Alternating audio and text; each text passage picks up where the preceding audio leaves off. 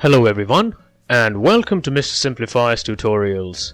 In this video we're going to look at the Balanced Scorecard. We're going to try our level best to simplify the Balanced Scorecard as much as possible for you, and this is the Balanced Scorecard penned in by Kaplan and Norton. So what exactly is the Balanced Scorecard model? Now, if you're trying to memorize the Balanced Scorecard, and what it actually is, and if you have a lot of concepts that you're trying to remember for an examination, for instance, looking at the Balanced Scorecard and trying to remembering it is very easy, because you just have to look at the two words. The word scorecard definitely implies that it's trying to score something against set standards, and the word balanced implies that it's trying to balance a lot of aspects together, and you just have to coin the two terms together and understand that it's trying to achieve a balance across various measures that are used in business, and basically plotting it on a scorecard. As simple as that. So it is basically a performance measurement scorecard, or a business performance measurement scorecard. The word balance implies that it takes a balanced and well-rounded approach.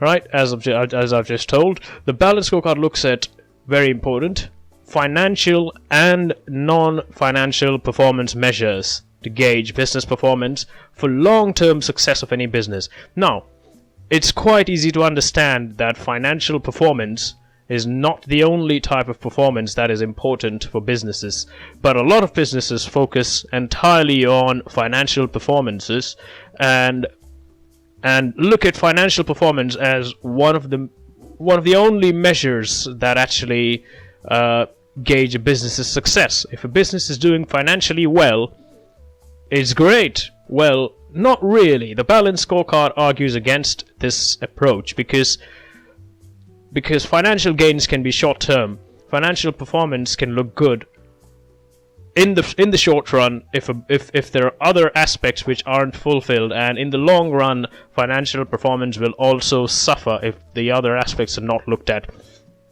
Now, the scorecard also looks at aligning business activities to the vision of the business and monitor business performance against strategic goals. Again, the word balanced and the word scorecard coming together mean exactly that, a balanced scorecard. So now, what are some of the things to note and remember with regards to the Balanced Scorecard? The scorecard starts at the highest level of the business. So it starts off by looking at the overall mission and the vision of the business.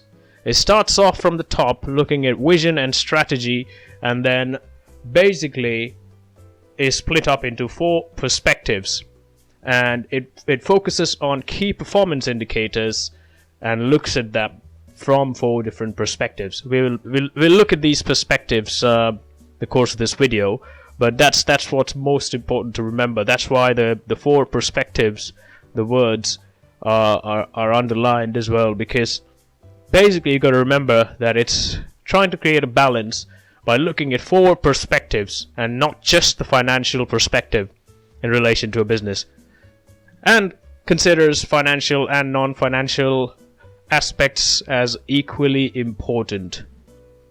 Now let's look at the model. So we start off at the center, looking at the vision and the strategy of the business as we start off from the highest level, and then we look at the first quadrant, which is financial. Obviously it's trying to achieve a balance, but it's not neglecting the financial perspective relating to a business. And what are the key performance indicators? Some of them: revenues, expenses, return on investment, net income. Now these are the key performance indicators that are used to gauge financial performance. Customer, the next quadrant. Now, what are the key performance indicators in this quadrant?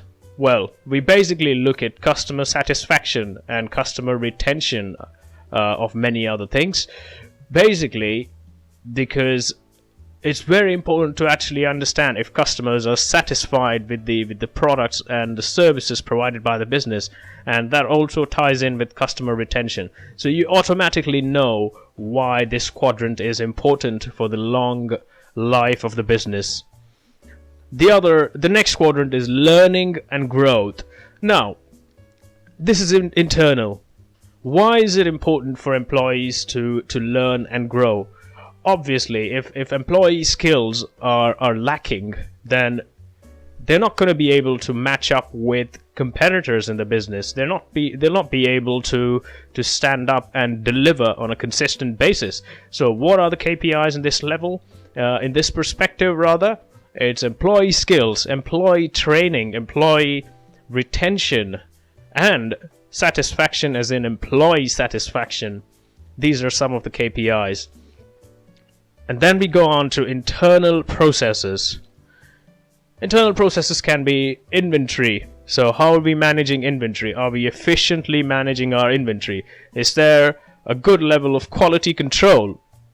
How are our product lead times?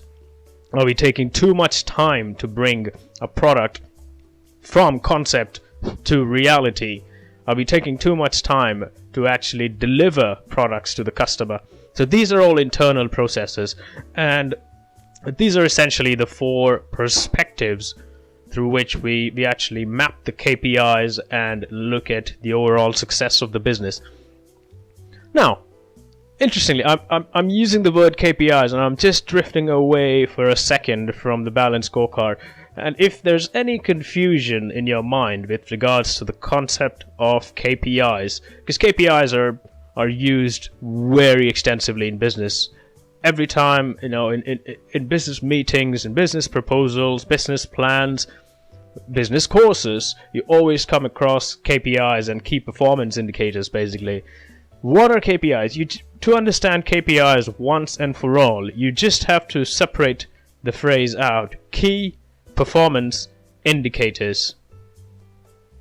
Just look at them individually. Key performance indicators. So they indicate key performance. Basically, it's a measure of key performance against a standard, against a set standard.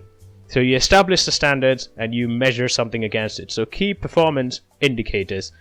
So here's a clear example. How do you actually gauge key performance indicators from a customer point of view? You obviously look at customer satisfaction. That is a key performance indicator. Okay, hopefully that was clear. Now, coming back to the Balanced Scorecard, what are some of the strengths of this of the Balanced Scorecard model? It actually presents a complete view of business performance, complete and real view of business performance. As opposed to just looking at financial perspectives, just looking at the financial prowess of a business. It's relevant not just for financial stakeholders, but all stakeholders. It encourages long-term strategies. Very important. A lot of businesses don't succeed because they have a very short-term vision, whereas most successful and large organizations have to have a long-term vision, long-term strategies, and that is what the Balanced Scorecard encourages. Again, it doesn't have too many weaknesses, but some of the weaknesses of the Balanced Scorecard approach is that it needs to be updated on a very regular basis. Otherwise, it doesn't stay relevant. For example, customer satisfaction ratings can go up and down dependent on peak and off-peak business cycles as well. For instance, if you're delivering a lot of orders during the Christmas period, there is a high chance that you mess up a few orders, and that would affect customer satisfaction ratings. So what I'm trying to get to is that the Balanced Scorecard only stays relevant if a lot of resources are invested in measuring a vast amount of data and KPIs on a regular basis, which is actually the third point mentioned here. Lots of resources needed and very regular updating of data needed. So it's not easy. It's not easy for these reasons to actually keep the balanced scorecard relevant for a long amount of time. Again, the second point there is that it's difficult to balance all perspectives. Obviously, there's always going to be some problem area, but this weakness also has a strength that, if you're identifying the problem areas, you can actually work towards improving them. So although it's marked as a weakness that is difficult to balance, obviously achieving that balance to as much as it's physically possible for the business should be the goal of the business.